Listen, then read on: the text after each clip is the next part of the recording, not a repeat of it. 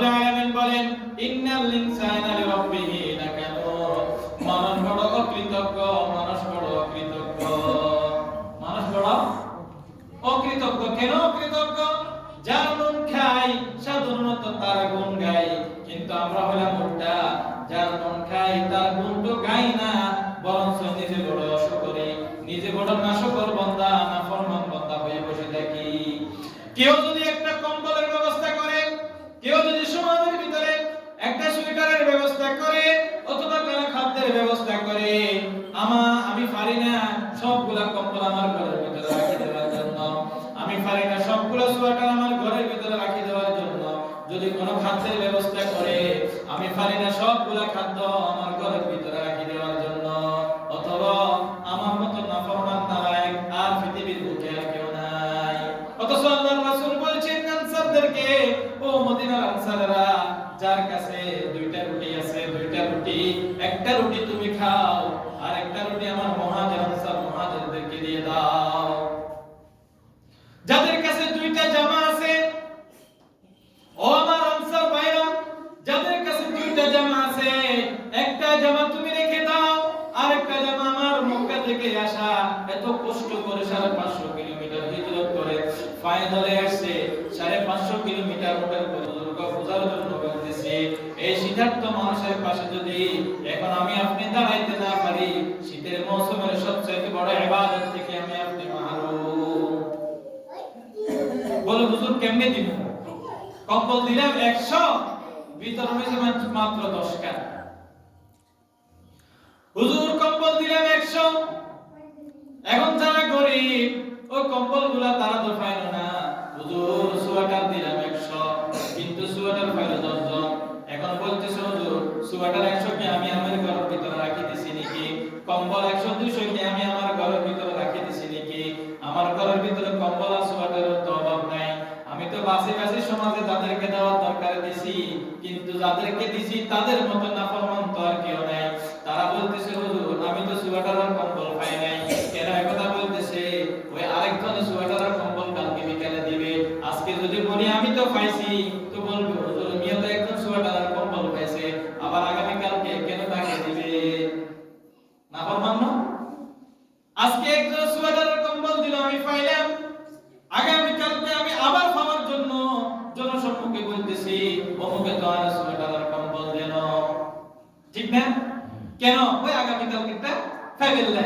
এখন মাসকান দিয়ে দোষী কোন হলো?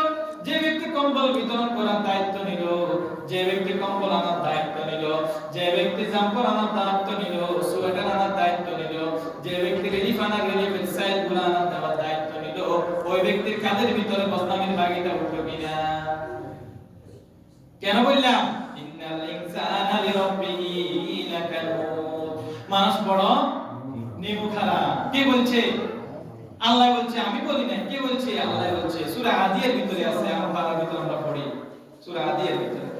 এজন্য শীতার্ত মানুষের পাশে দাঁড়ানো যেভাবে হোক, এখন আমি এই কথা এইজন্য বলছি, শীতার্ত মানুষের পাশে দাঁড়ানো এটা ইবাদত, সবচেয়ে বড় ইবাদত শীতকালে।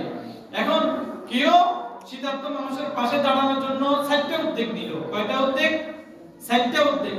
শীতার্ত মানুষের পাশে দাঁড়ানোর জন্য ওই ব্যক্তি শীত বস্ত্র বিতরণ করতেছে, শীতার্ত মানুষের পাশে দাঁড়ানোর জন্য বাসস্থানের ব্যবস্থা করতেছে, শীতার্ত মানুষের পাশে দাঁড়ানোর জন্য আর্থিক অবস্থা সরাসরি অর্থ দেওয়ার মানে টাকা দেওয়ার ব্যবস্থা করছে, শীতার্ত মানুষের পাশে দাঁড়ানোর জন্য মেডিকেল ক্যাম্পের ব্যবস্থা করছে। এগুলো দরকার না? শীতকালে খাদ্য দরকার, তো রুচি করতে পারবে, খাবো করতে। এখন রুচি করলেও তো জামা কাপড় কিনতে পারেন না। তাহলে শীতার্ত মানুষের জন্য যাদের আর্থিক অবস্থা ভালো, যাদের সয় সম্পদ ভালো, তারা 4টা উদ্যোগ নিল। আবার বলতেছি কয়টা উদ্যোগ? শীতকালের সবচেয়ে বড় ইবাদত কয়টা? 4টা।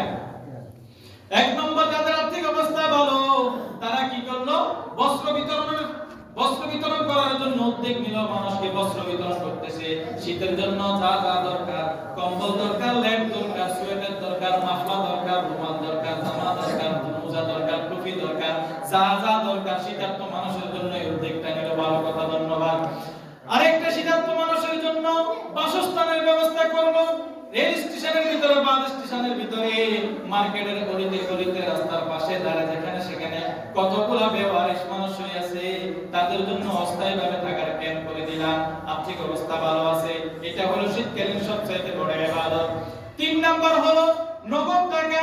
যারা শীতার্থ মানুষ কষ্ট করতেছে, দৈনিক ইনকাম করে খাবে, শীতের কারণে ইনকাম করতে পারতেছে না, মাঠে যেতে পারতেছে না, যাদের আর্থিক অবস্থা ভালো তারা দৈনিক ওই শীতার্থ মানুষকে 1000 টাকা 500 টাকা করে দিচ্ছে। কাকা আপনি তো শীতের কারণে দৈনিক কাজ করতে পারতেছেন না, এগুলা দিয়ে বাজার সদাই করে আপনি খান। কেন? এই কয়টা হলো? 3টা। 4 নম্বর হলো শীতের মৌসুমে মানুষ অসুস্থ হয়ে পড়ে, বেশি শ্বাসকষ্ট বেড়ে যায়, সর্দি কাশি বেড়ে যায়। এখন শীতের কারণে সে কাজ করতে পারতেছে না, অসুস্থ হয়ে যায় বারবার। আপনি বিভিন্ন ভাবে মেডিকেল ক্যাম্পের ব্যবস্থা করে শীতার্থ মানুষের পাশে দাঁড়াইলেন। এখন এই দাঁড়ানোটা, যে ব্যক্তি শীতার্থ মানুষের পাশে চাইতে উদ্যোগ নিল, এটা ভালো না? ভালো, ভালো। এজন্য বলতেছে ওয়াইতুইমুনা আত-তুআমা আলা হুব্বিহি মিসকিনা ওয়া ইয়াতীমা ওয়া আসীরা ইন্নামা নুতঈমুকুম লিওয়াজহিল্লাহি লা নুরিদু মিনকুম জাযাআন ওয়ালা শুকুরা। যে ব্যক্তি চাইতে উদ্যোগ নিল, ওই ব্যক্তির কোনো কিনা চাওয়া পাওয়া নাই, একমাত্র আল্লাহকে খুশি করার জন্য, দুনিয়ার কোনো মানুষ থেকে ধন্যবাদ খাওয়ার জন্য। এখন যেও দিল, বেচারা কি হয়ে গেল? বদনামির বাগী হয়ে গেল। কেন? আমরা যারা পাইছি তারা কি করি না? স্বীকার করি না, স্বীকার করি না। স্বীকার করলে চলছে, তাইলে উনি আরো দ্বিতীয় উদ্বুদ্ধ হইবে। আল্লাহ পাক